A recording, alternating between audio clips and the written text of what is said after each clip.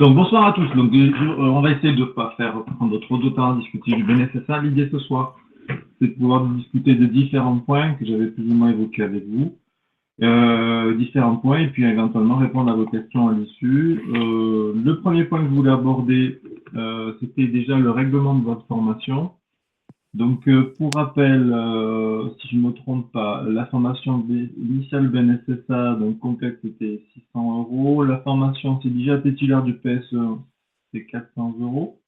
Il faut être à jour de sa formation continue. Et la formation continue BNSSA, donc à faire tous les 5 ans, c'est 250 €, en sachant que la formation continue, elle vaut à peu près 110 €.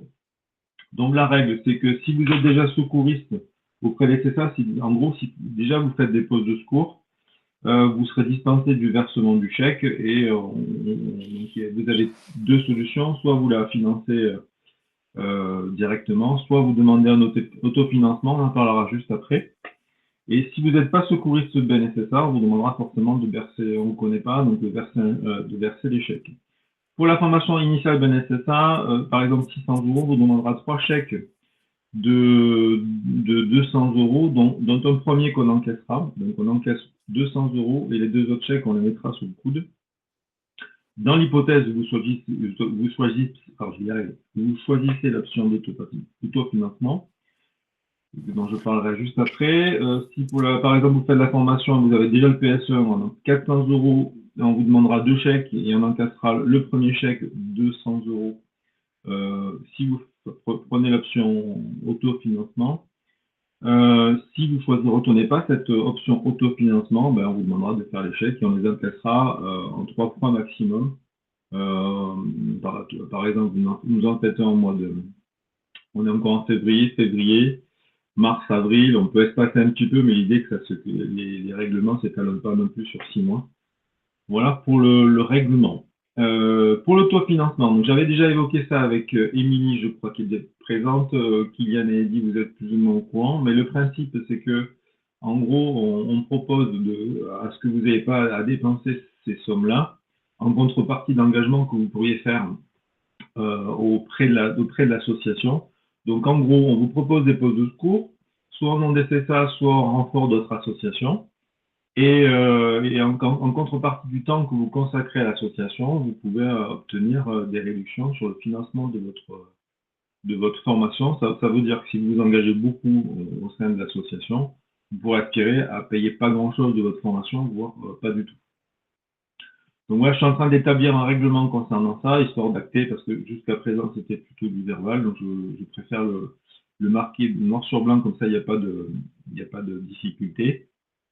Pour l'autofinancement, il n'y a pas d'engagement. Donc, si vous me dites, Boris, demain, écoute, moi, autofinancement, ça ne m'intéresse pas ou je ne peux pas de difficulté. Si votre formation, c'est 600 €, vous nous faites 3 chèques de 200 €, on encaisse le premier 200 €.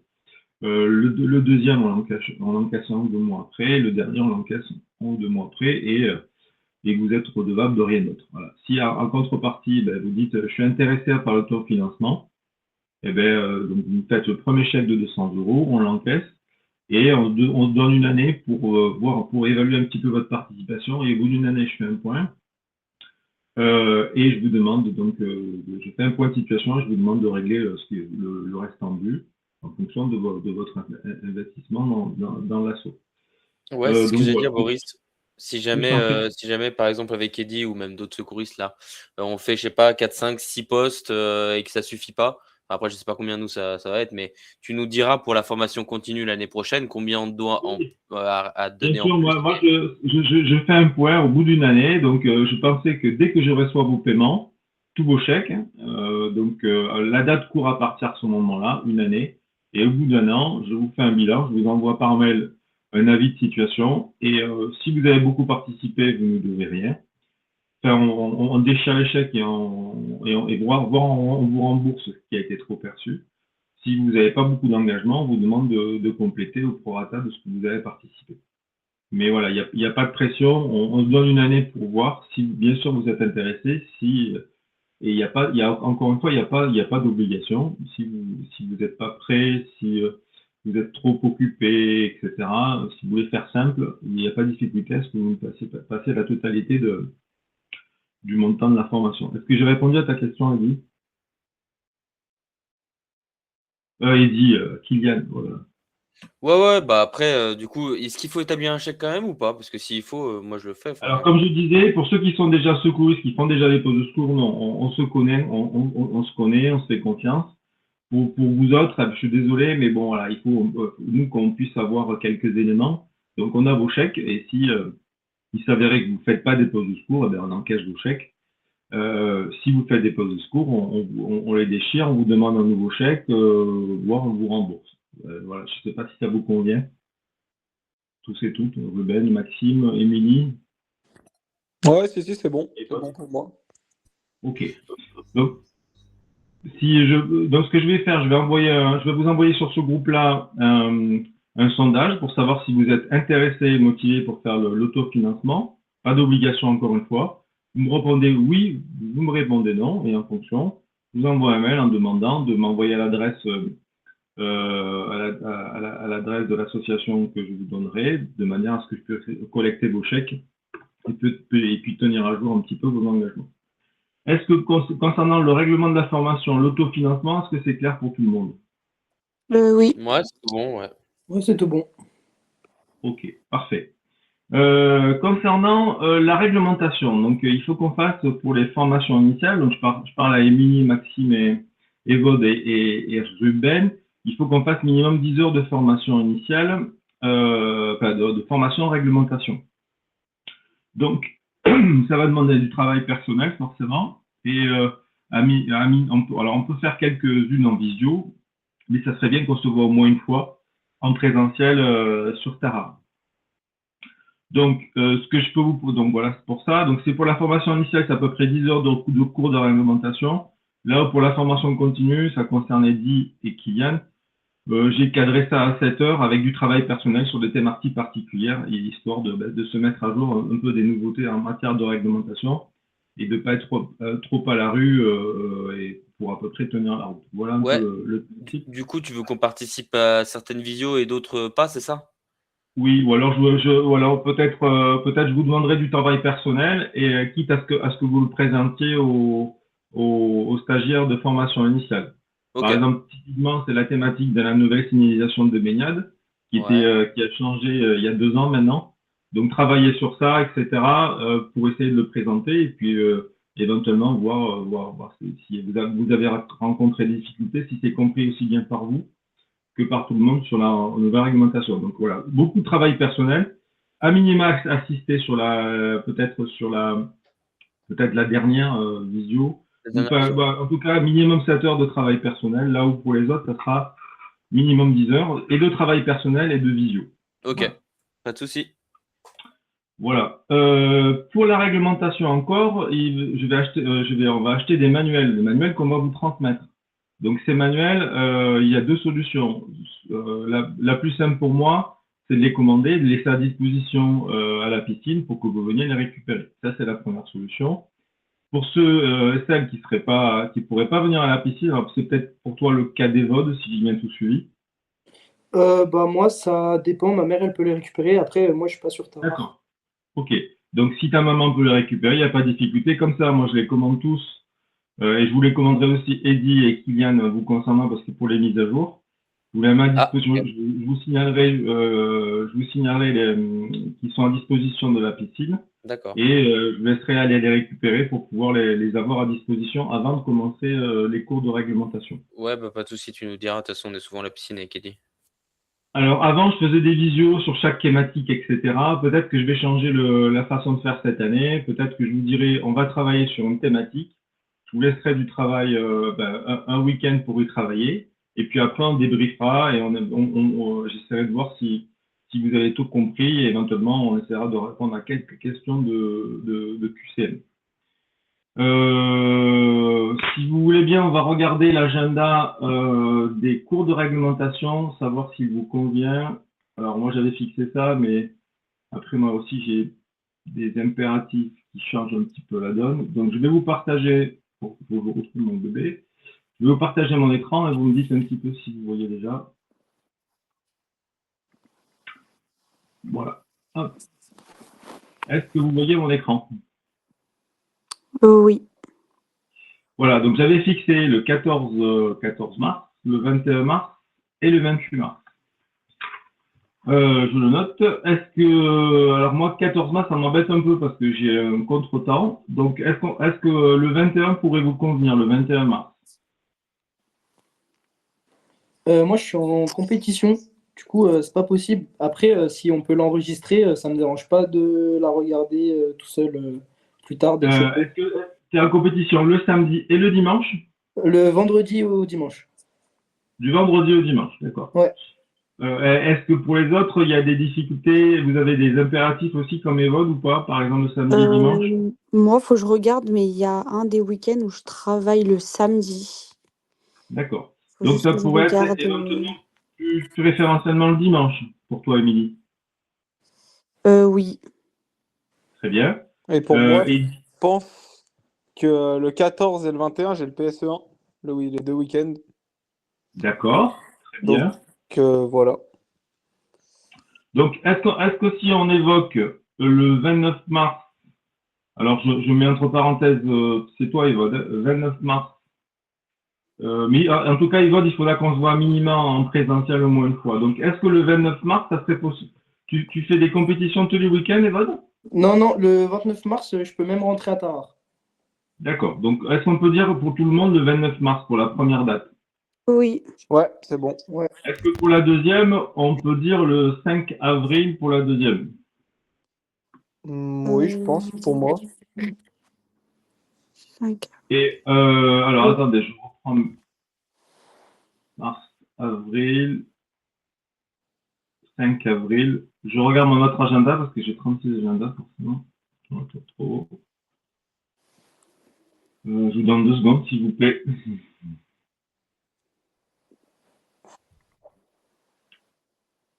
Avril. 5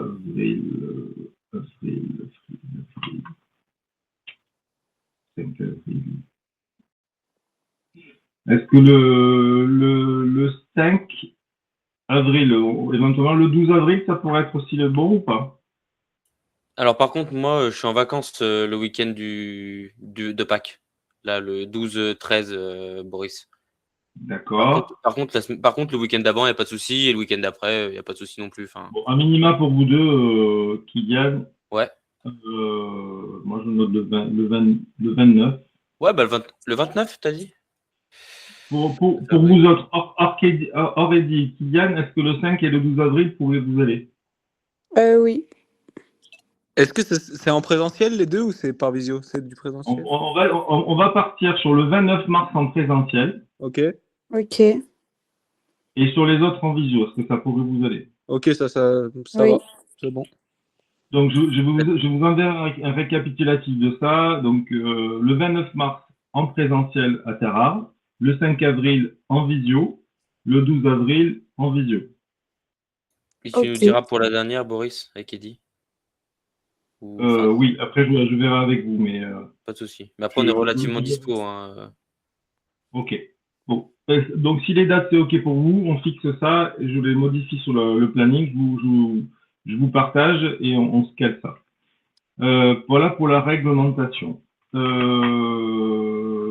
Si vous avez donc maintenant je vais vous parler de l'examen parce que ça a sûrement été évoqué par Thomas, mais je vais quand même revenir sur ça.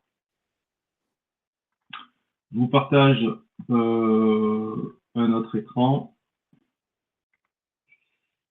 Ah non, important. Avant l'examen, important, c'est ça dont je dois vous parler. Est-ce que vous voyez tous le certificat médical? Oui. Oui. Donc ce certificat médical, il est impératif. Alors logiquement, on est censé vous le faire remplir avant d'entrer en formation aquatique, mais il est impératif pour l'examen.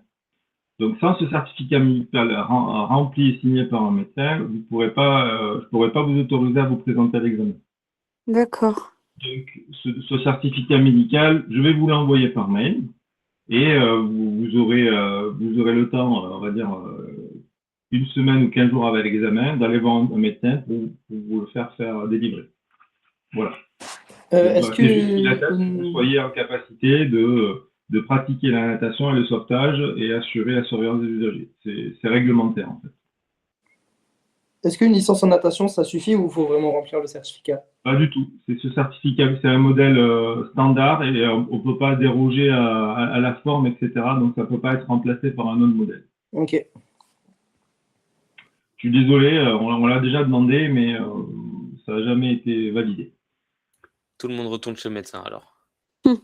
Ouais, donc ça c'est impératif. Voilà pour ça. J'arrête la présentation. Je vous enverrai le certificat médical rapidement. Je vous partage la présentation de l'examen. On va essayer de voir ça, même si j'imagine que vous l'avez déjà vu. Où l'ai-je mis? Il est là.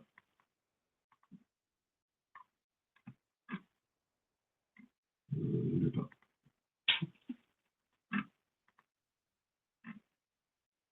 Alors je m'excuse, mais je n'arrive pas à le mettre.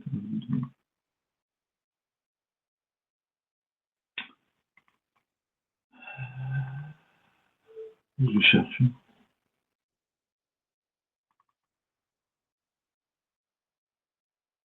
Ah, ça y est. Hop, j'ai l'onglet. J'aurais dû. Il a disparu encore.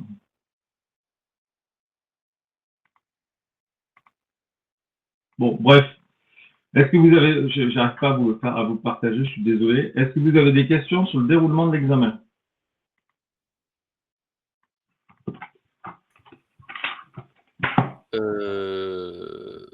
L'ordre. Sur les temps, sur chaque épreuve, etc. Non, plutôt sur l'ordre, moi, Boris, comment on appelle ça? Alors, je vais résumer rapidement les épreuves en initial et en recyclage. Donc, ça concerne tout le monde. Il y a un parcours de sauvetage. Donc, je vous enverrai le document si vous voulez, on pourra redébriefer après. Mais en gros, il faut que vous fassiez votre parcours pour l'examen initial en 2 minutes 40 au maximum. Et pour les recyclages en 3 minutes. Voilà, ça c'est la première épreuve obligatoire. Voilà pour l'épreuve de sauvetage sur 100 mètres, donc. La deuxième épreuve, c'est un 250 mètres, et ça concerne uniquement les stagiaires en examen initial. Vous devez réaliser un 250 mètres, palme, masque, tuba, en 4 minutes et 20 secondes maximum. Ça, c'est la deuxième épreuve. Vous avez 10 minutes de récupération. Troisième épreuve, action du sauveteur sous noyer ou assistance à personne en difficulté. Ça concerne les personnes qui font l'examen initial et le recyclage. Donc, il y a une action, soit la victime est inconsciente, soit elle est consciente, et vous devez agir à la sorte de l'eau, etc. Donc, il y a des critères d'évaluation de la part du jury. Et enfin, la dernière épreuve, l'examen QCM, qui ne concerne que les examens initiaux, où vous avez une durée de 45 minutes, vous avez cette durée pour répondre à 40 questions. Pour valider ce QCM, il faut que votre note soit supérieure ou égale à 30.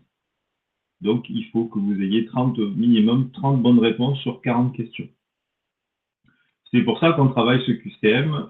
L'objectif, c'est de vous préparer à répondre à ces questions, qui des fois sont un peu tordues, mais bon, bref, c'est comme ça. Pendant 45 minutes. Donc, je répète, pour les personnes en examen, en recyclage, vous êtes concernés uniquement par le parcours de sauvetage de 100 mètres en 3 minutes et uniquement pour l'action du sauveteur sur le noyer, c'est-à-dire l'assistance à personne en difficulté. C'est les deux seules épreuves que vous devez passer. Pour les autres, les personnes en examen initial, vous devez faire et le parcours de sauvetage de 100 mètres et le parcours de sauvetage de 250 mètres et l'assistance à personne en difficulté ou action du sauveteur sous noyer, et enfin le QCM. Voilà. Est-ce que c'est clair pour vous? Est-ce que vous avez des questions? Ouais, c'est bon. Oui, c'est tout bon. Ok. Maxime aussi?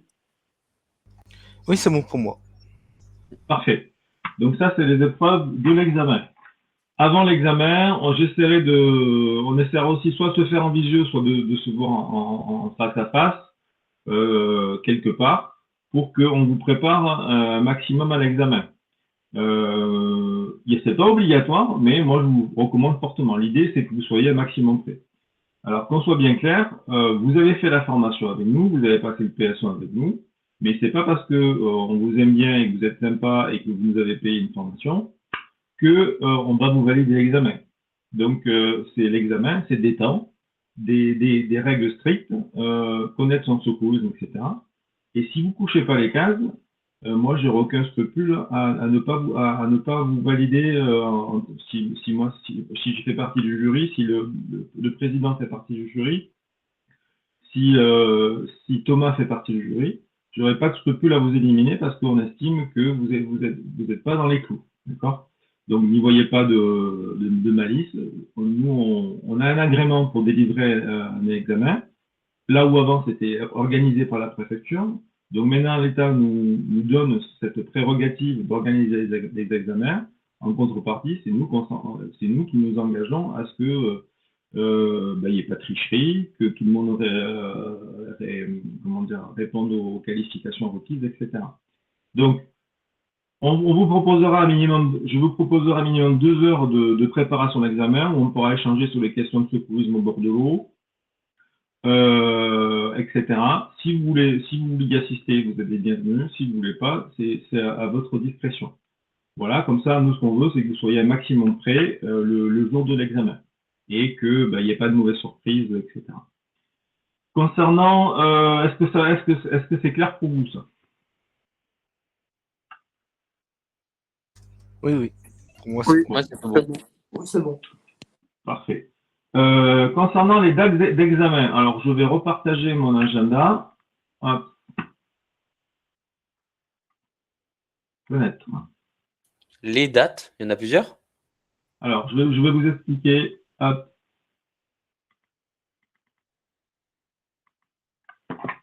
Est-ce que tout le monde voit le planning? Donc là, je suis sur avril. Donc, on a fixé, je vérifie, là. On a fixé une date le 25 avril, examen initial ou recyclage, d'accord? Donc, c'est un samedi à 17h30. Ouais. Et on a fixé une autre date le 30 mai Ok. à 17h30 exactement. Donc là, l'idée, c'est de tous venir être présents le 25 avril et de valider votre examen.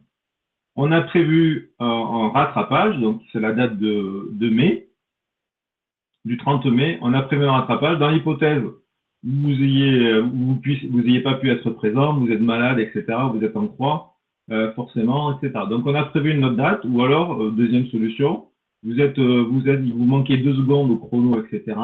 Pas de souci, il vous reste un mois pour vous préparer et pour valider votre examen. Donc nous, ce qu'on vous propose, c'est de manière incompris dans votre formation, une première date d'examen et un rattrapage. Par contre, dans l'hypothèse où au date de rattrapage, c'est toujours pas bon, on pourra éventuellement organiser d'autres dates de rattrapage, alors plus tard, en juin, voire en septembre ou en octobre. Par contre, on facturera cette prestation 50 € par stagiaire, d'accord, concerné. Donc, l'idée, c'est d'être un maximum prêt pour réussir la première fois. Vous avez une deuxième chance, etc. Voire une troisième, une quatrième, mais il faudra mettre la main à la poche. OK? Est-ce que vous nagez un petit peu de votre côté ou pas trop? En plus de la formation intensive que vous avez pu faire avec Thomas. Oui, ça arrive. Ouais. Oui. Ouais. Moi, j'ai passé le BNSSA il y a quelques années. Moi, je ne saurais trop vous conseiller de continuer à vous entraîner, d'essayer de rester dans les chronos, de ne pas faire d'erreurs. Ce que je veux dire par là, c'est que la formation intensive, elle s'est finie en février. Vous allez passer l'examen en avril ou en mai. Il va se passer du temps. Donc, l'idée, c'est qu'il ne faudrait pas perdre tout ce que vous avez pu gagner sur la formation intensive. Donc, je vous invite sincèrement à maintenir vos acquis, à nager, voire à les développer. Si je suis pas bon dans les temps, je vais forcer un petit peu. Je vais nager plus régulièrement. Moi, j'ai souvenir au BNSSA. Entre le moment où j'ai fini ma formation et le moment où j'ai passé l'examen, j'allais minimum 2 fois par semaine nager. On m'avait donné des exercices, un plan d'entraînement pour que je puisse atteindre mon objectif et y arriver. Donc, c'est pas obligatoire, mais pour mettre toutes les chances de votre côté, moi, je vous conseille de faire, ça, de vous préparer et de nager, et puis voilà. Est-ce que vous avez des questions sur ça? Ouais, Boris, l'examen, il est à 17h30. Est-ce que tu connais la durée de l'examen au total? Eh ben, si là, pour l'instant, vous êtes 6, 4 formations initiales, 2 en formation continue. Il faut qu'on puisse organiser l'Inlingo, les jurys, etc. Ouais. Je pense que il faut faire le QCM, il faut faire les 5 épreuves, ou les 4, je ne sais plus. Il faut bien 2-3 heures de temps, minimum. Ah ouais, ok. Le temps de vous échauffer, le temps de chacun faire votre épreuve, le temps d'avoir chacun vos 10 minutes de repos entre chaque épreuve, le temps de faire l'épreuve 200 mètres, 150 mètres, 100 mètres. L'action soit tournée sur le QCM. Le QCM, c'était 45 minutes. Vous voyez ce que je veux dire? Déjà, le QCM, on a grillé déjà 3 quarts d'heure. Tu avais un impératif, toi, le 25? En fait, c'est que le soir, je pars à Saint-Exupéry. Ok. Donc, après, si en fonction des impératifs et si tout le monde est OK, il n'y aura pas de difficulté. Bien sûr, on demandera l'avis de tout le monde à ce que maintenant vous passez en premier. Ok. Mais voilà, si tout le monde me dit j'ai besoin de ça va être compliqué. Ouais, pas de souci. Donc voilà, l'idée c'est je crois que c'est à 17h30, le temps qu'on se mette en place, il sera à 18h. Donc Kylian et toi, vous ne serez pas concernés par le QCM, vous n'avez que 2 épreuves aquatiques. Donc si on y va vite, si on va vite, si on s'organise bien, en 1 heure, 1 heure et demie, c'est passé. Ok, nickel, merci. Voilà. Est-ce que Ruben et Maxime? Non, c'est tout bon pour moi. Non, Non, pour moi, c'est bon, ouais. c'est clair. Parfait. Qu'est-ce que je voulais vous dire? Donc les manuels, on en a parlé. Alors, petit aparté, pour le BNSSA. Cette année, c'est encore le BNSSA. Mais il y a souvent des bruits réguliers qui disent que le BNSSA va se terminer et que les années futures, ça sera plus un BNSSA qui va passer, ça sera un SSA. Alors actuellement, ça existe déjà, mais c'est pas obligatoire pour surveiller les piscines. Un SSA, c'est un BNSSA amélioré. Un SSA, c'est un BNSSA qui a en plus, c'est un BNSSA qui a le PSE1, mais qui a aussi le PSE2. Et donc, c'est encore un module supplémentaire d'une vingtaine d'heures encore. Donc, pour l'instant, c'est pas d'actualité. Donc, quand vous aurez votre BNSSA cette année, au mois d'avril, vous pourrez exercer en tant que BNSSA. On est d'accord qu'il faut que vous soyez majeur. Vous ne pourrez pas exercer avant. Par contre, il est possible que d'ici 1 an ou 2 ans, on vous dise, ton BNSSA n'est pas suffisant. Il faut passer au SSA. Donc, ayez en tête que peut-être un jour, on vous demandera de faire une formation complémentaire pour pouvoir prétendre à travailler et exercer. Ça fait des années que c'est sur ce tapis, mais c'est jamais sorti. Sait-on jamais un jour qui se réveille? Bon, je voulais quand même que vous soyez au courant, en sachant qu'il y a 2 SSA. Il y en a un qui s'appelle le SSA EI au intérieur et un qui s'appelle le SSA littoral. EI, c'est pour travailler en gros dans les piscines ou dans les piscines, dans les lacs et les plans d'eau type lac des Sapins, etc. SSA littoral, c'est pour travailler en mer. Donc les cursus sont sensiblement différents, mais bon, sachez qu'il y a cette distinction entre le SSA littoral. Donc imaginez en 2027, vous voulez travailler en littoral. Il est possible qu'on vous demande ce SSA littoral. Pourquoi? Parce qu'il y a beaucoup de fédérations qui ont fait le choix de dire, pour nous, le BNSSA, c'est pas suffisant. On attaque déjà notre SSA littoral ou notre SSA au intérieur. Donc, si un jour vous voulez travailler en mer, vous étonnez pas qu'on vous demande le SSA. Donc, il faudra faire un module en plus. C'est pas obligatoire, mais il y a beaucoup de fédérations qui l'imposent.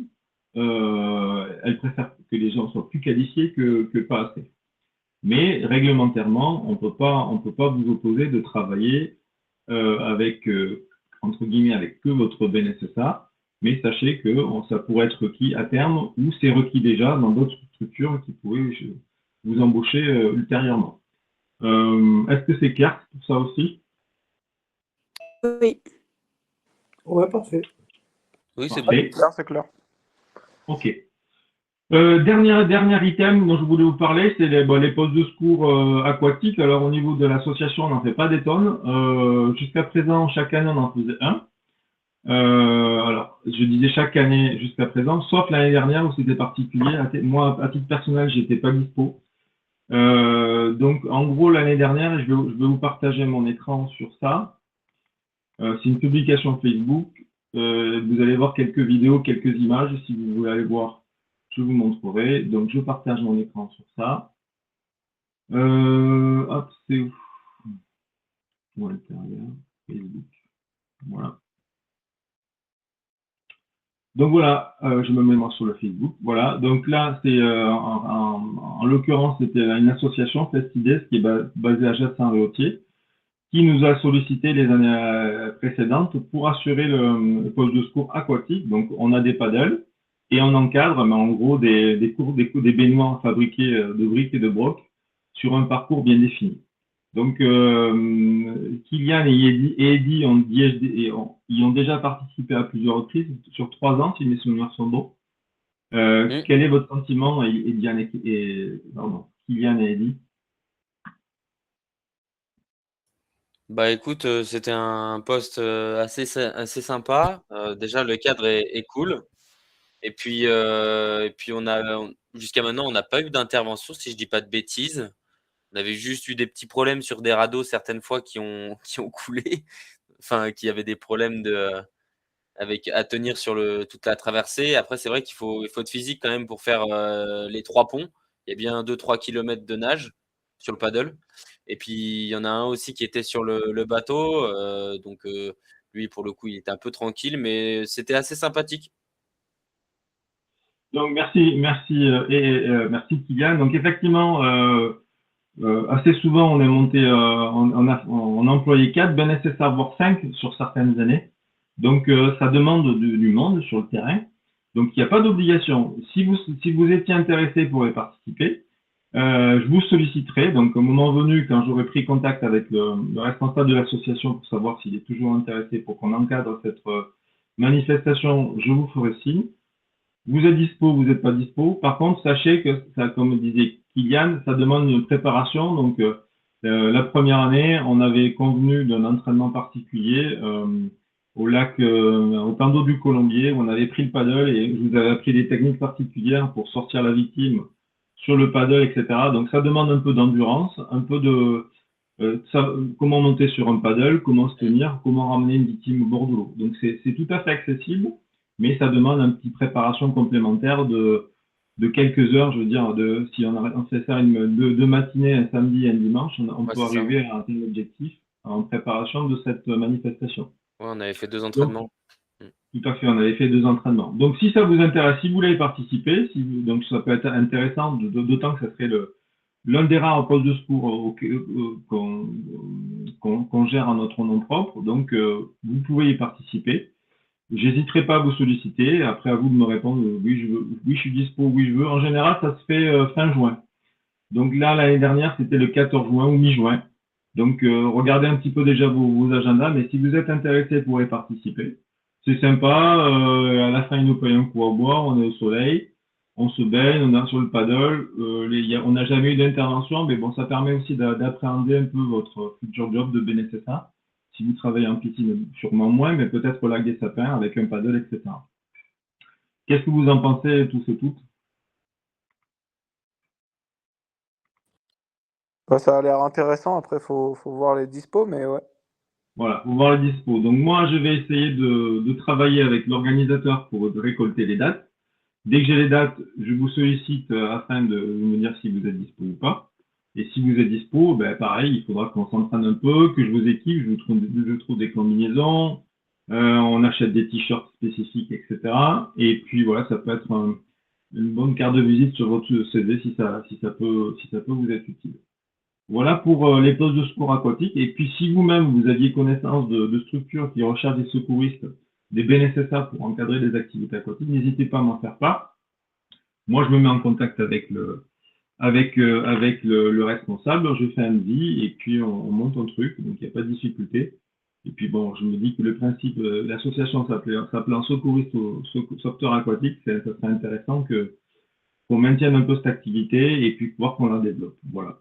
Donc moi, j'ai abordé un peu tous les points que je souhaitais évoquer avec vous. Est-ce que vous avez des questions auxquelles je n'aurais pas répondu, des interrogations?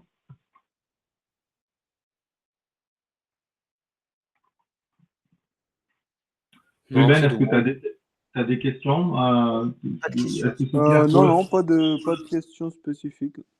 C'était Ouais, clair. Ouais. parfait. Evode, tu avais des éléments à évoquer? Bah non, c'était tout clair pour moi. C'est bon. Parfait. Maxime? Non, pas de questions. C'était clair, c'était bien. Parfait. Et Émilie, est-ce que tu avais des choses à dire aussi de ton côté? Bah non, c'est bon, c'était tout clair aussi. J'ai pas de questions. Bon, eh bien, si ça vous va à tous, je vous envoie donc le modèle de certificat médical. Je vais vous envoyer un sondage pour savoir si vous êtes intéressé, si vous voulez autofinancer votre formation ou si vous voulez pas le faire. C'est à votre discrétion. Qu'est-ce que je dois vous envoyer aussi? Je vais commander les bouquins et vous les mettre à disposition de manière à ce que vous les ayez le plus tôt possible pour pouvoir commencer à regarder un petit peu la réglementation et préparer nos visios.